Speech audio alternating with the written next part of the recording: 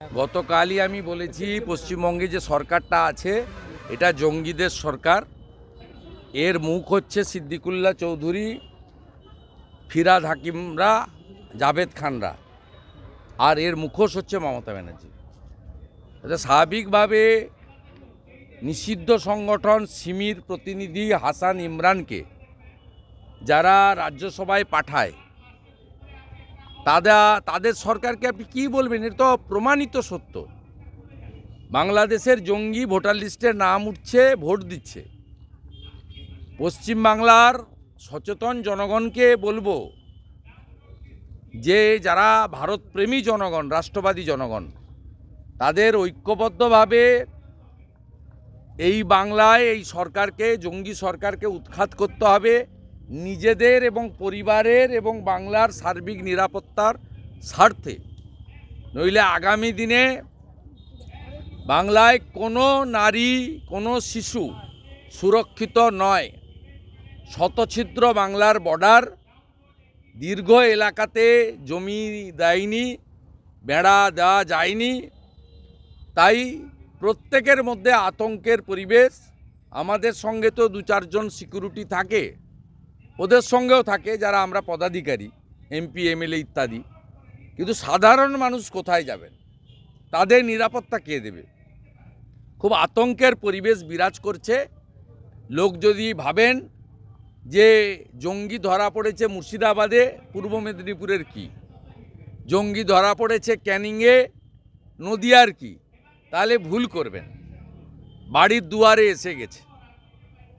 এর আগে আমরা দুয়ারে সরকার শুনেছিলাম, এখন দেখলাম দুয়ারে জঙ্গি।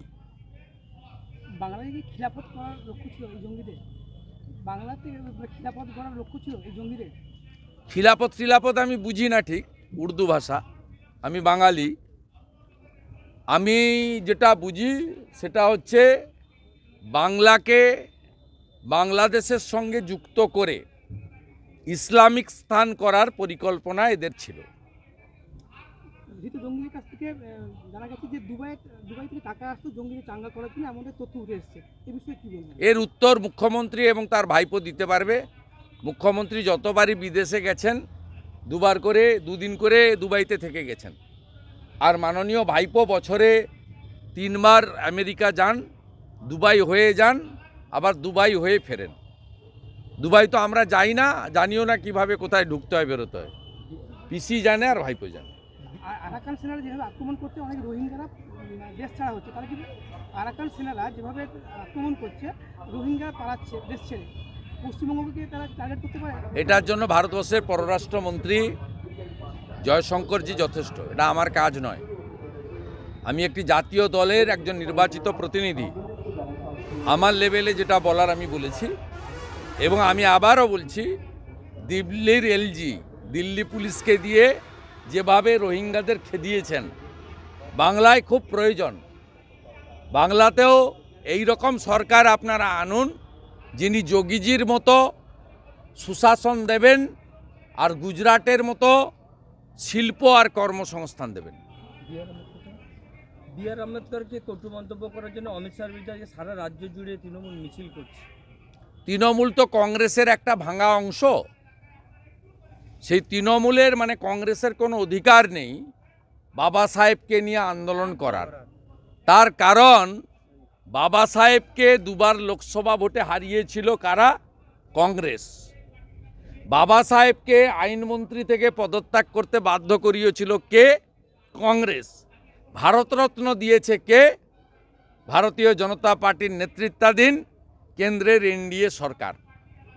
অতএব বাবা সাহেবকে যারা অপমানিত করে লোকসভাতে জিততে দেয়নি, তাদের মুখে বাবা সাহেবের বন্দনা মানায় না।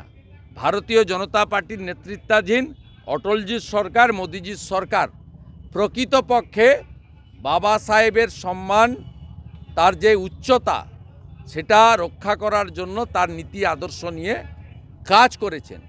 আর কংগ্রেসের মুখে এসব বড় বড় কথা মানায় না।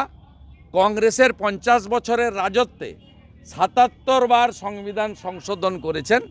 অতএব কংগ্রেস বা কংগ্রেসের ভাঙা অংশ তৃণমূল, তাদের মুখে এসব জিনিস মানায় না।